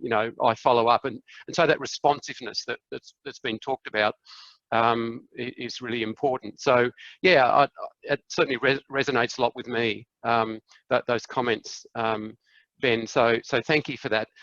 Jeremy, if I can go to you, and then Nicole, I've got some questions and curiosities for you as well. But Jeremy, if I can go to you about, you talked just briefly about bullying and that issue within organisations and within higher education, and we know that this goes on between students, but we also know that it goes on in staff, and there was a comment from one of the participants about bullying between staff members in higher education. I just wondered whether you might want to respond to that, please. Yeah, sure. Look, bullying is universal, and it's about power. It's about imbalance. The way to deal with it from an organisational perspective, again, it is about good governance. It is about being explicit about what the rules are, and it's about being explicit about the consequences of bullying is or are, but it's also about addressing the needs of the person who's being bullied. What structures and supports are in place to help the victims of bullying? So it's like anything. It needs an intentional, strong response, and it needs to be documented. It needs to become part of the organisational fabric. Excellent. Yep. Thanks very much. And having a healthy organisational culture where bullying, has a zero tolerance, and having a real policies with teeth to them is really important. So thanks for that, Jeremy.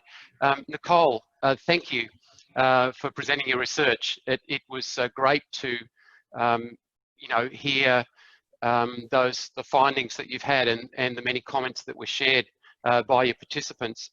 Some of the key things that people were responding to were about this issue of spaces of learning within the home, for example, and those who are returning to the family home and trying to grapple with extended family scenarios was a particular theme that a number of participants picked up on.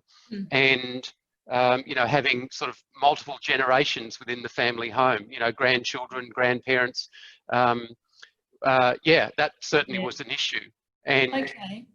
Yeah, did you want to pick up on that a bit? Sure, absolutely. So certainly during the current COVID-19 context, again, we make assumptions, don't we? And not in this current context, but universities say things like you can study anywhere, anytime. To marketing units say that to promote courses online.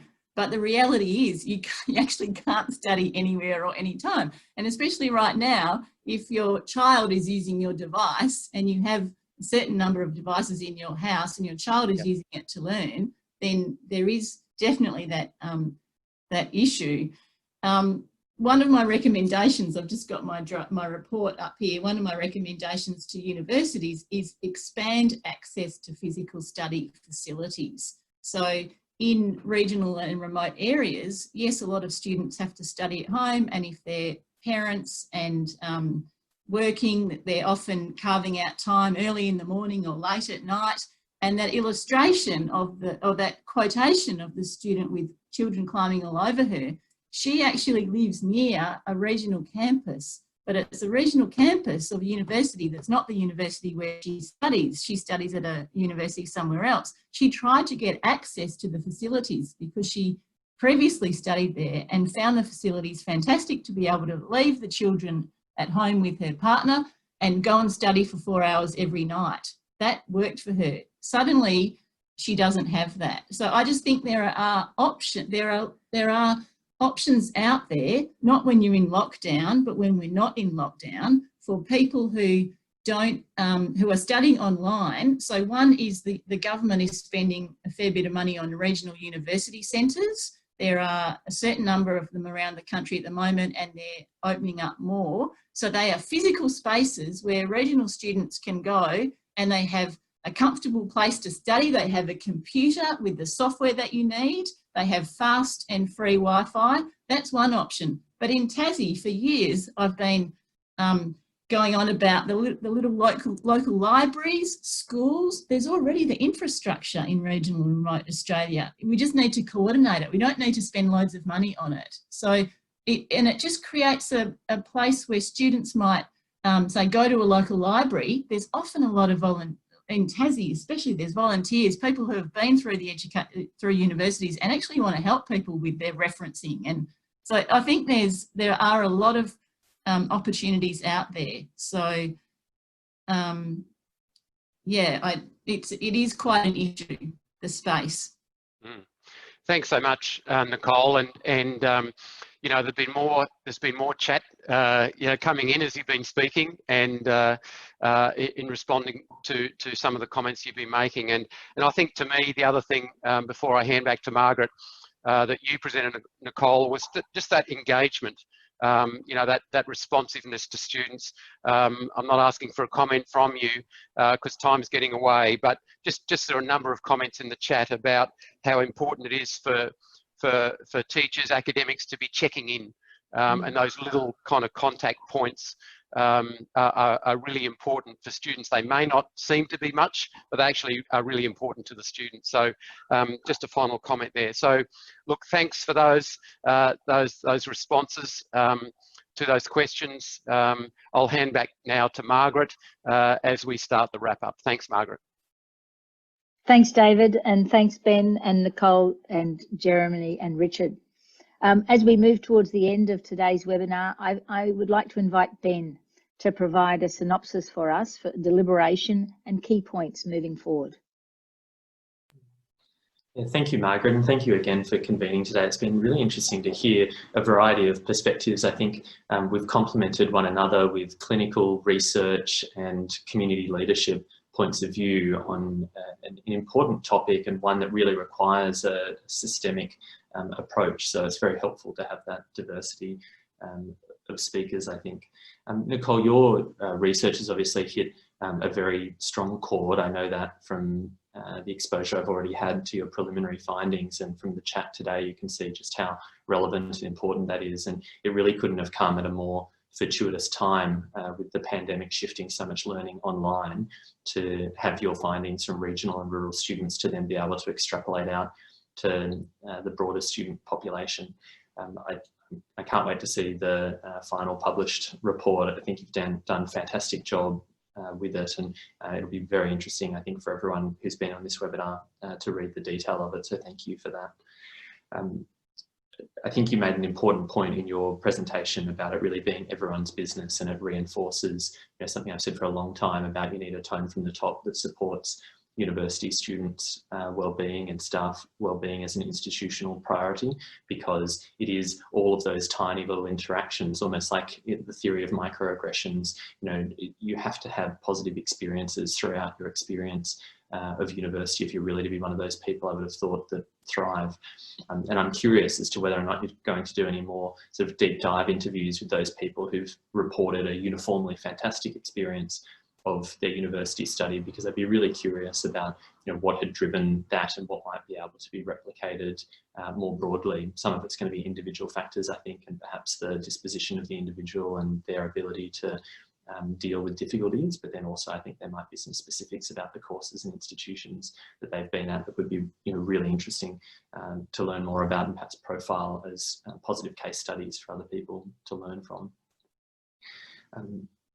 You also touched on the ambivalence that was a feature of what I spoke about at the start, people feeling as though there's sort of falling in love with the learning, but then there can be that disempowerment because of various barriers, which I think you noted were fixable. So a point of optimism to finish on, perhaps.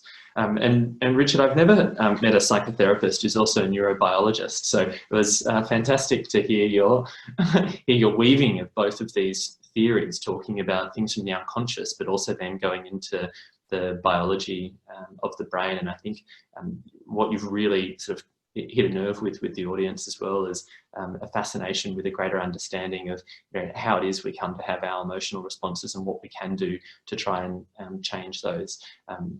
This is a point for sort of broader discussion, but I do think that difference between reacting and responding and thinking about, you know, some of the comments that have come up, we've spoken about, you know, is it responding in the short term or is it responding in the longer term, are also relevant here too, because there might be difficulties that we have in the moment, but perhaps taking a step back when we're not having a trauma triggered response can be opportunities to reconsider, you know, how we approach our challenges and difficulties, and trying to find where it is that we can take back some control in our lives and focus on, again, harking back to that self-determination theory, that idea of autonomy and competence.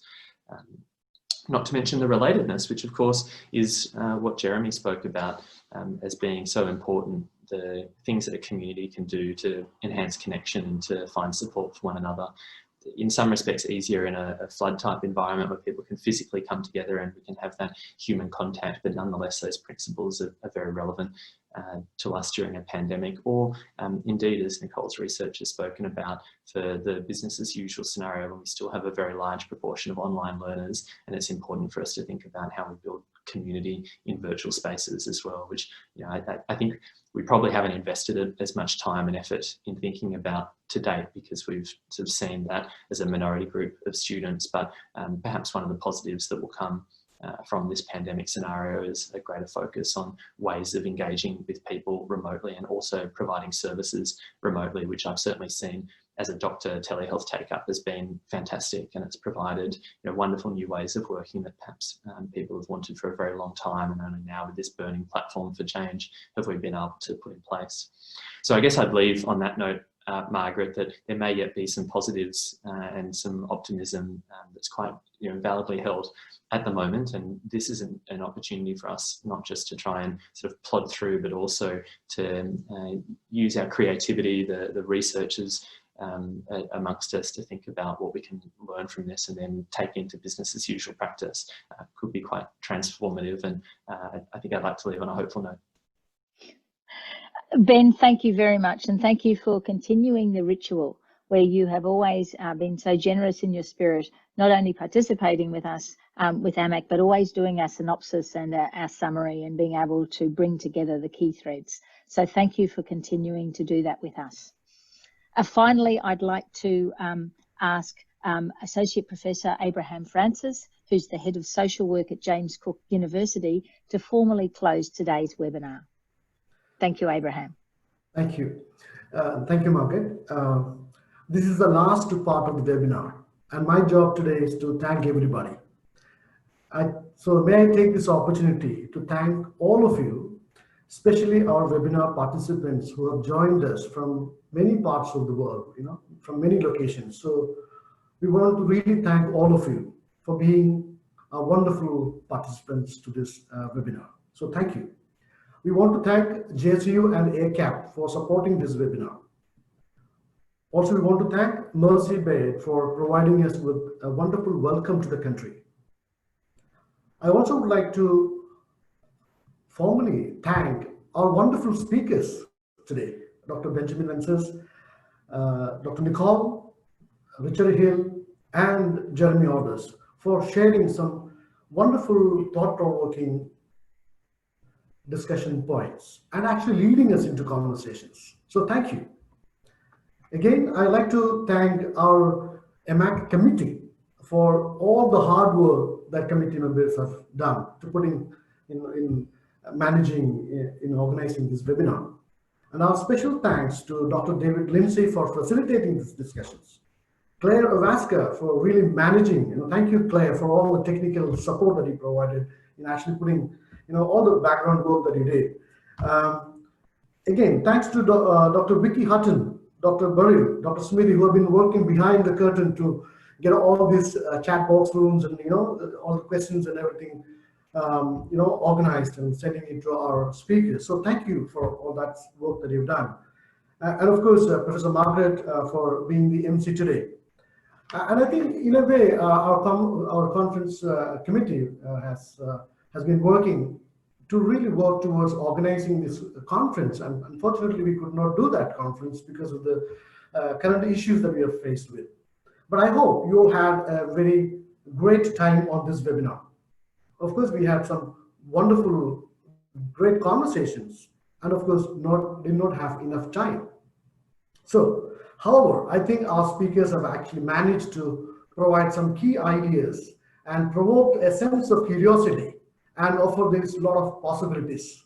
And to that world of possibilities, our conference committee is committed to promoting, and our intention is to actually continue to work on organizing our next mental health conference, hopefully face-to-face, in early July 2021. So we would like to invite you all to join in that conversations. But let this conversation not stop here. I think this webinar, we need to end with a positive and a bright note, that we will continue to have these conversations in our practice context, in our groups, in our networks, and let's talk about this. Let this webinar become an area where we can actually take it out further in our daily conversations. So with this note, I want to once again thank everyone, directly or indirectly, who have been associated with in organizing this conference, all our participants for asking questions, for engaging with us in these conversations, and I hope these conversations will continue. We want to sincerely thank each one of you for being present here. So thank you from EMAC committee, thank you from JSU and ACAP, and thank you from all of us here. And I see that this will come to the final stage of this webinar. So this concludes our webinar today. So have a great day to all of you. Thank you. We can clap.